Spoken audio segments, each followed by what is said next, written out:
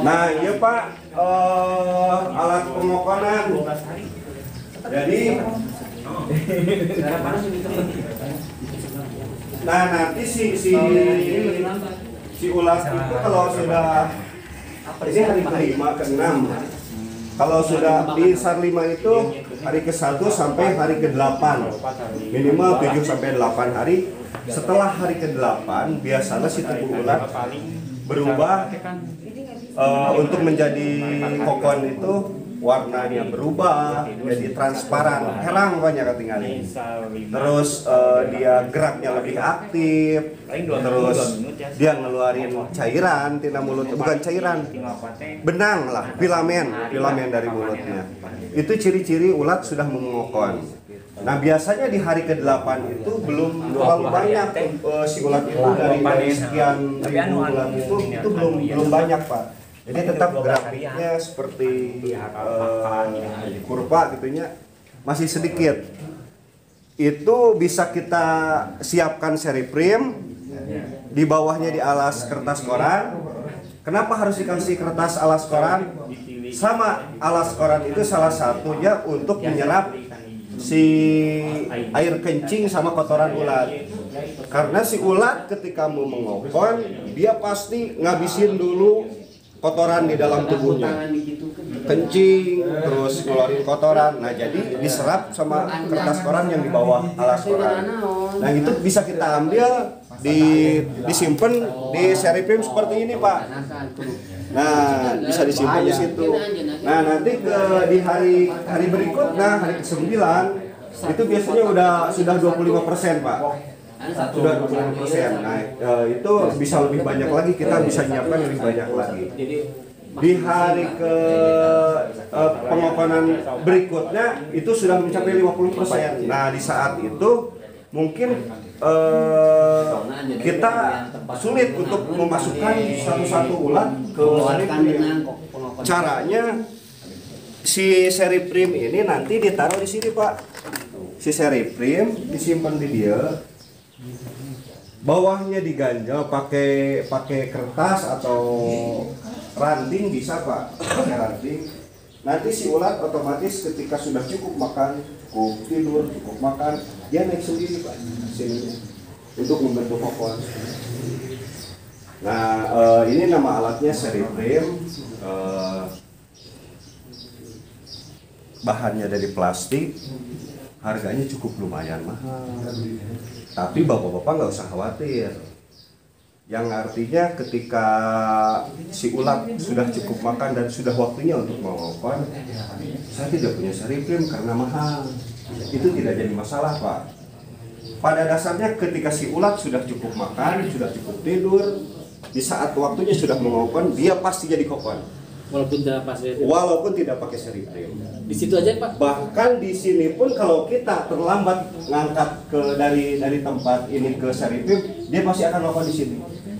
Cuman kelemahannya bentuk kokonnya akan tidak normal. Itu yang tidak diharapkan sama kita karena ini kan ada proses lanjutnya untuk pemintalan benang. Jadi tetap harus ditempatkan si ulat itu untuk membentuk kokon yang normal. Ini salah satunya Pak. Saya bikin alat ini yang dimana mungkin di bapak-bapak mah sangat mudah. Dibanding alat seriprim ini harganya 50.000. Satu set 50.000 Pak. Itu pun saya secara pribadi ataupun kelompok sulit untuk mendapatkannya. Di samping mahal, kita harus ngordernya itu harus di atas 1.000 set. Karena tahu sendiri ini bahan plastik, pabrik plastik sangat jarang, sudah mahal, jadi bisa disiasati dengan alat seperti ini.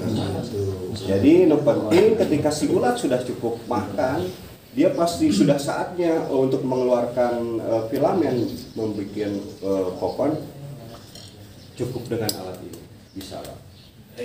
Dibanding kita, jadi pada prinsipnya ketika kita itu jangan terlalu kaku ketika ada harus punya seriprim ketika akan pengokonan. Bahkan pakai kararas, terus ranting-ranting pohon itu bisa. Lidi itu pakai lidi.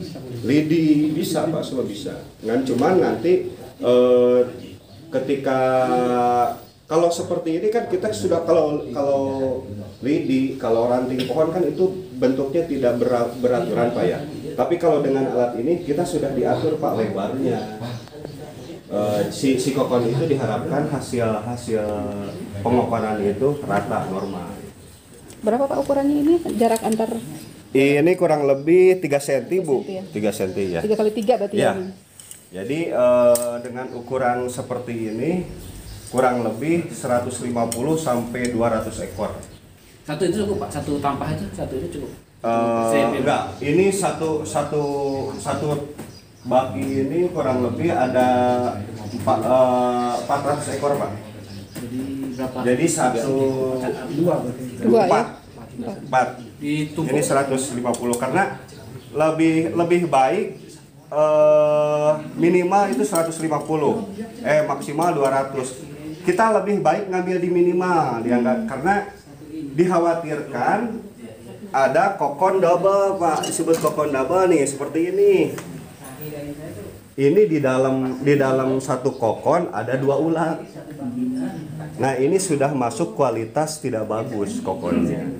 Jadi meskipun masih bisa dipintal, tapi hasil benangnya nanti akan lain. Itu akibat ruangan sempit kan ya?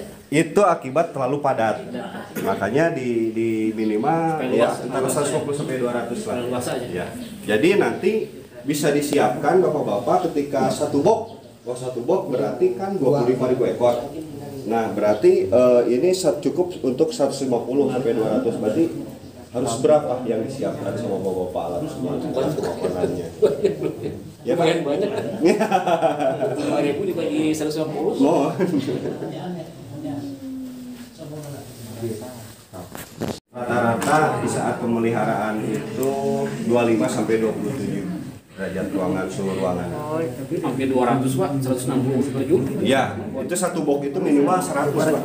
Satu box itu.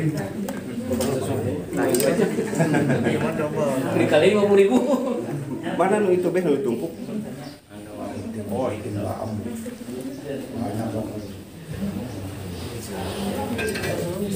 nah itu mah praktis.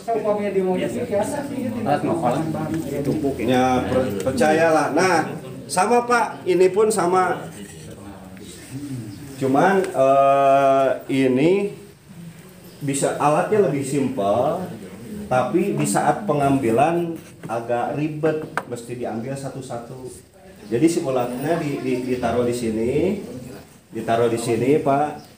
Udah banyak, tutup lagi sama ini, dikasih ulat lagi, ditutup lagi. Nah itu kelemahannya. Ini sangat simpel alatnya, tapi pengerjaannya agak membutuhkan waktu. Lain dengan ini. Kalau ini kan kita bisa seperti seri prim tadi, bisa disimpan di atas, dia naik sendiri. Gitu.